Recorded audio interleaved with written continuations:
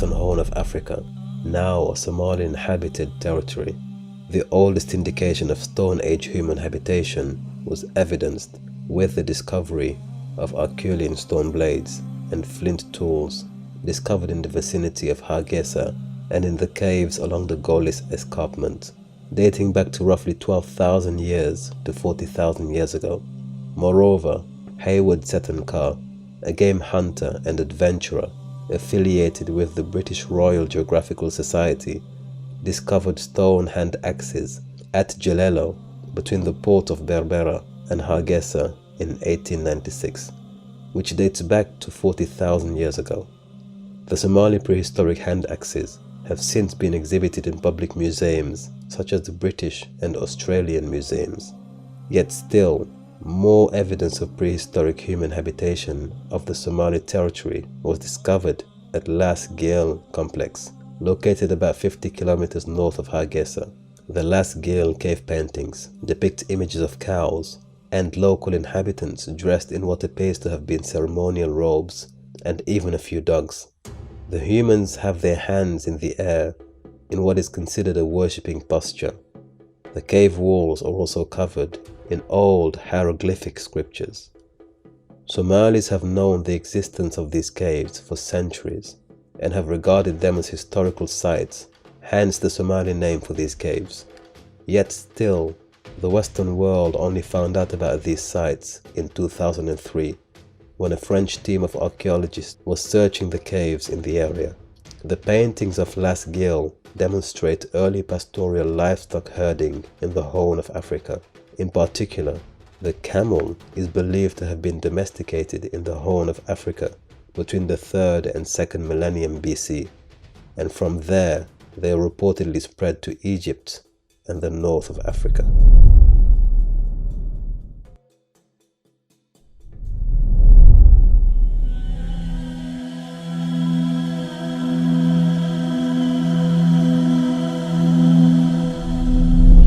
Prior to the advent of Islam in Somalia, its indigenous population are believed to have adhered and practiced a complex belief system which comprised of various entities who were all governed by a single all-powerful deity called Ebe, who is also referred to as waaq, from whose name the ancient religion draws its own name, Ebe Waaq.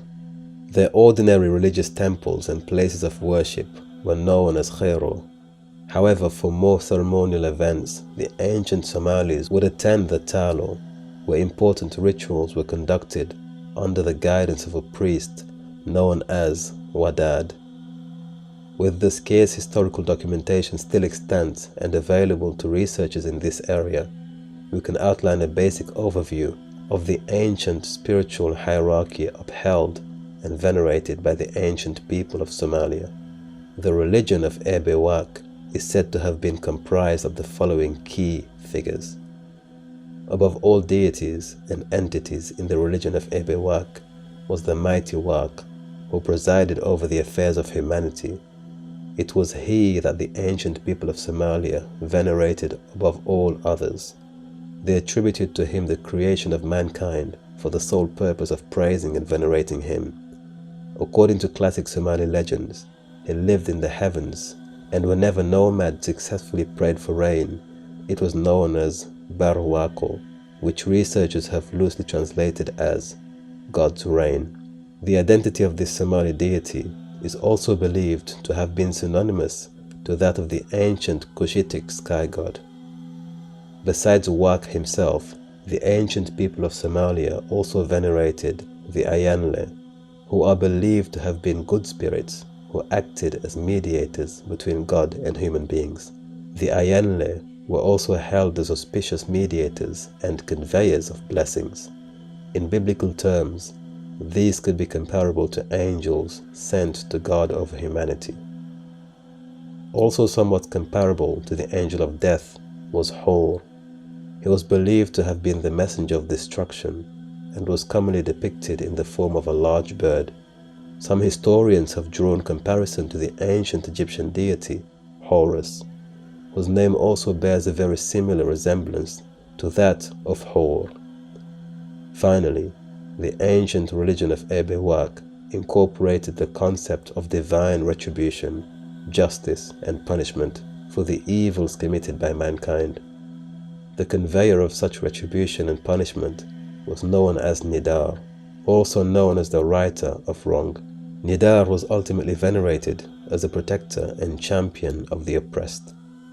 Although waaq was one of the prominent religions practiced in ancient Somalia, there are indicators of other religions having been practiced in the region prior to the arrival and spread of Islam in the 7th century AD. For example, members of the Yibir clan often claim to have direct ancestry from the Hebrews who had migrated out of Egypt during the Exodus and were subsequently scattered throughout the Middle East and in parts of Africa, including Ethiopia, Eritrea, and Somalia.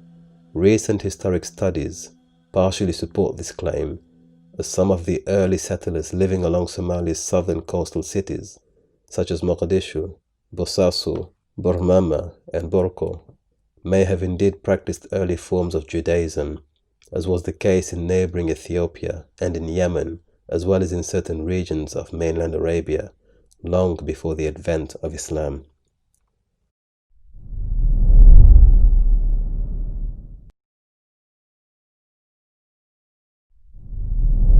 Masjidka Qiblatayn waa mid ka mid ah masaajidada ugu da'da weyn adduunka, waxaana la dhisay qarnigii 7aad ee milaadiga, kadib markii uu Nabi Muxamed sallallahu alayhi wasallam uu saxaabada iyo qaar ehladiisa ka mid ah uu ku amray inay u hijroodaan oo ay magangelyo weydiistaan boqorkii ka araminayay dhulka Abyssinia oo maantana loo yaqaano Itoobiya.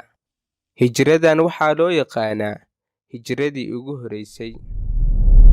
Masjid Qiblatayn is one of the oldest mosques in the world and was built in the 7th century CE following the migration of Prophet Muhammad's community on his instructions for his disciples and some members of his family to seek refuge with the king in Abyssinia, which is modern-day Ethiopia. This migration is known as the First Hijrah. Though it is certainly one of the earliest mosques built during the lifetime of Prophet Muhammad sallallahu alaihi wasallam, it remains unclear as to whether it was the first one built in East Africa, as there are similar mosques built by the companions of Prophet Muhammad in Eritrea, which also date back to the same century.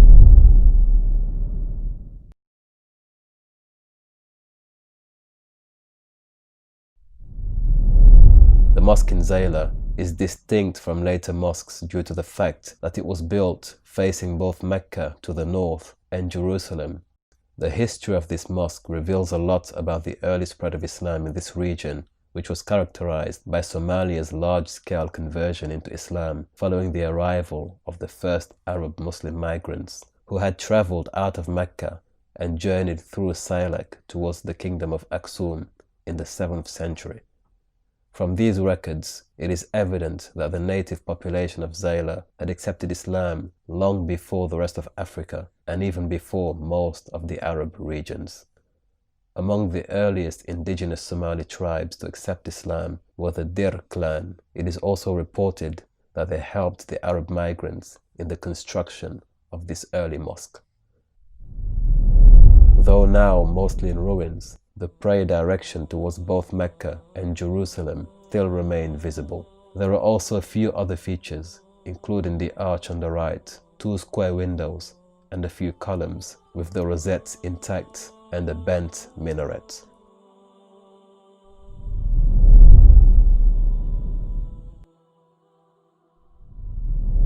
One of the oldest mosques built in Eritrea was established by the first Muslim migrants who arrived from Mecca seeking refuge in the kingdom of Aksum, Abyssinia, during the 7th century CE. These Arab Muslim migrants established a few mosques on their way, most notably Masjid Qiblatayn in Zayla, which together with Masjid al-Sahaba in Eritrea can be considered to have been the first mosques built during the lifetime of the Prophet Muhammad sallallahu alaihi wasallam. Eritrea's historic mosque is located in the eastern region of Massawa port, making it the closest mosque to the Red Sea from mainland Africa. It can therefore be concluded that the local inhabitants of this region may have encountered the message of Islam before anyone else on the continent. Evidence of this is apparent in the fact that the mosque points towards the first Qibla in Jerusalem, at a time when the Muslim community used to face only that direction in prayer, before permission was granted to turn towards Mecca instead.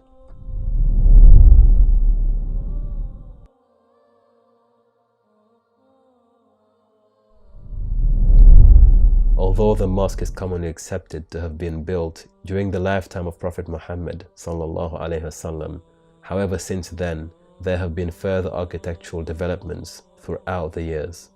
One example of this is the minaret and the curved mihrab, neither of which were established features of the earliest mosques, and the very first curved mihrab was installed in Medina during the rule of the Umayyad Khalifa Umar ibn Abdul Aziz, while the first known mosques built with minarets were reportedly introduced during the early 9th century under the reign of the Abbasid dynasty.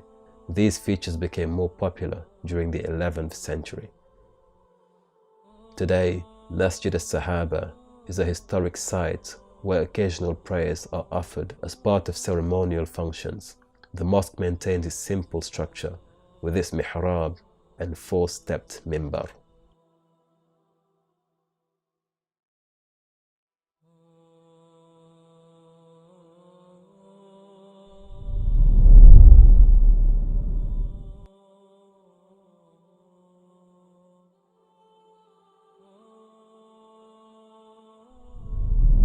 Why not get access to our exclusive collection of ebooks, posters, and history archives by supporting us on Patreon today? Get your Ilm Pass for as little as $1 per month and help us make history.